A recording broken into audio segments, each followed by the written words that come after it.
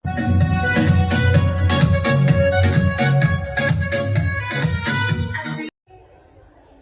सञ्जालले हाम्रो समाजलाई भर्चुअल संसारमा बाँधिदियो। सामाजिक सञ्जालले हाम्रो समाजलाई भर्चुअल संसारमा बाँधिदियो र वास्तविक सम्बन्ध र विश्वासलाई भाँचिदियो भाँचिदियो। धन्यवाद कार्यक्रम सञ्चालकज्यू, आदरणीय सभाका सभाध्यक्ष, प्रमुख अतिथि, विशिष्ट अतिथि, एउटा हातमा कापी र अर्को हातमा कलम लिएर दुधको दुध पानी छुटाउन पर्नुभएका निर्णायक मण्डल, विजयको माला लगाउने आतुर मेरा प्रतिस्पर्धी तथा प्रतिस्पर्धी साथीहरू स्वीकार्नुहोस् मेरो नयाँ अभिवादन। विराटनगरको इन्जिनियरिङ कलेजको ब्याचलर दोस्रो वर्षमा अध्ययन छात्र म पवन कुमार यादव। आज यही मिति 2082 साल मङ्सिर 12 गते शुक्रबारका दिन विराटनगरको इन्जिनियरिङ कलेज आयोजना गरेको वाद विवाद प्रतियोगितामा भाग लिन पाउँदा आफूले नै भाग्यशाली ठान्दछु। विराटनगरको इन्जिनियरिङ कलेजले आयोजना गरेको वाद विवाद प्रतियोगिताको मुख्य शीर्षक रहेको छ सामाजिक सञ्जालले समाजलाई जोड्छको तोड्छको विपरीत तर्फबाट आफ्नो धारणा राख्न म सभा अध्यक्ष महोदयको अनुमति चाहन्छु। अब म सबैको पाउतीलाई मध्यनजर गर्दै आफ्नो भनाइहरू राख्न जाँदैछु। सामाजिक सञ्जालले मानिसहरूलाई जडान गर्ने पक्ष पनि छ भन्ने हामी स्वीकार्छौँ। सामाजिक सञ्जालले मानिसहरूलाई जडान गर्ने पक्ष पनि छ भन्ने हामी स्वीकार्छौँ। तर वास्तविक तथ्याङ्क अनुभवले देखाउँछ कि सामाजिक सञ्जालले समाजमा धेरै समस्या र चुनौतीहरू निम्त्याएको छ। परिवार र साझासुदाको प्रत्येक सम्बन्ध कमजोर बनाएको छ। अनलाइन अफवाह र गलत सूचना फैलिनु सामान्य भएको छ। यति मात्र होइन, यसले जात, धर्म, संस्कृति र राजनीतिक दृष्टिकोणबाट असहमति बढाउँछ। अहिलेको युवाहरूमा मानसिक दबाव दिन प्रतिदिन बढिरहेको छ।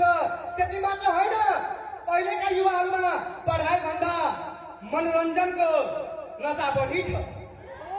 अहिलेका युवाहरूमा पढाइ भन्दा मनोरञ्जनको नशा बढी छ। उनीहरूले किताब भन्दा कयौं घण्टा time TikTok, Instagram, free fire, पब्जीमा समय बिताइरहेको छ। भोलि समाजको लागि युवा नै कर्णधार हो, तर युवाकै ध्यान मोबाइलको स्क्रिनमा केन्द्रित भइरहेको छ। कसरी समाज जोड्न सकिन्छ? त्यति मात्र होइन, विपक्षी साथीहरूले भनेर गइसक्नुभयो कि सामाजिक सञ्जालले पढाइमा धेरै सहयोग गर्छ, कुनै कुरा फ्याक्ट दिन्छ।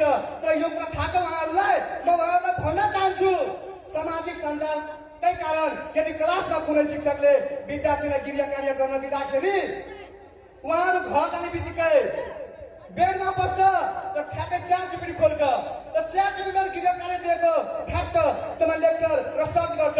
उताबाट 3 किसिमको एन्सर दिन्छ, long, short, very long answer दिन्छ र विद्यार्थी फ्याक्ट लेखेर क्लासमा आएर सुनाउँछ। के त्यो सामाजिक सञ्जालको फाइदा हो? विद्यार्थीले यदि खोज अनुसन्धान गरेर गृह कार्य गर्यो भने त्यो जीवनमा त्यो विद्यार्थी कहिले पछि हट्दैन र सामाजिक सञ्जालबाट लेखेको विद्यार्थी जीवनमा सफल हुन गाह्रो छ। त्यति मात्र होइन महोदय, पहिले घरको ढोकाबाट सुरु हुन्थ्यो समाज, तर अहिले मोबाइलको स्क्रिनको पासपोर्टबाट सुरु हुन्छ समाज। एउटै परिवारमा भएका व्यक्तिहरूले आफ्नै परिवारमा बोलीचाली गर्न सक्दैन, फोनमा डुबेका हुन्छन्। काखमा मान्छे हृदयमा दूरी, काखमा मान्छे हृदयमा दूरी। हामी हाँस्न चाहन्छौँ तर इमोजीले हाँस्छौँ। कहाँ छ वास्तविकता, कहाँ छ सम्बन्ध? यति मात्र होइन, सामाजिक सञ्जालले जुन जोडाइ बनाएको छ त्यो काँचको पुल जस्तै चर्किएर भत्किन तयार। एउटा म फेरि उदाहरण दिन चाहन्छु। सामाजिक सञ्जालले कति विद्यार्थीको लत बिगाडिदिएको छ युवाहरूको। एउटा जल्दो पल्दो उदाहरण हेर्ने भने हाम्रै पूर्व प्रधानमन्त्री केपी शर्मा ओलीज्यूले सामाजिक सञ्जाल बन्द गर्ने निर्णय गरेको थियो र कही एप्सहरू बन्द पनि भयो। तर त्यो बिना युवाहरूले आफ्नो जीवनलाई धैर्य धारण गर्न सकेन र समाजमा र देशमा जेएनजी आन्दोलन घोषणा गरियो र आन्दोलनतिर सबै युवाहरू अग्रसर भयो। अघि साथीहरू भन्नुभयो 24 घण्टामा सत्ता पल्टियो। के त्यो साँचो हो? सत्ता पल्टियो दुःख बुझे, तर देशको सार्वजनिक सम्पत्ति कस्तो अवस्थामा पुग्यो? हाम्रो बाजे पूर्वकालदेखि रहेको सिंहदरबार पनि चलायो। त्यो कसको मन होइन? यो सामाजिक सञ्जालले गर्दा। त्यति मात्र होइन, आदरणीय निर्णायक मण्डलज्यू, तपाईँलाई थाहा नै होला हाम्रै कोशी प्रदेश, हाम्रै विराटनगरमा महिनाभरमा बित्दै 3-4 लेडीहरू हराएको खबर सार्वजनिक भएको छ। उनीहरू अनलाइन मित्रता, प्रेम वा जागिरको लोभमा ठगिएका थिए। अन्त्यमा म भन्न चाहन्छु कि सामाजिक सञ्जालले समाज छोड्नु भनेको एकअर्का पीडामा साथ दिने हो, तर यहाँ पीडाको पनि कन्टेन्ट बनिरहेको छ।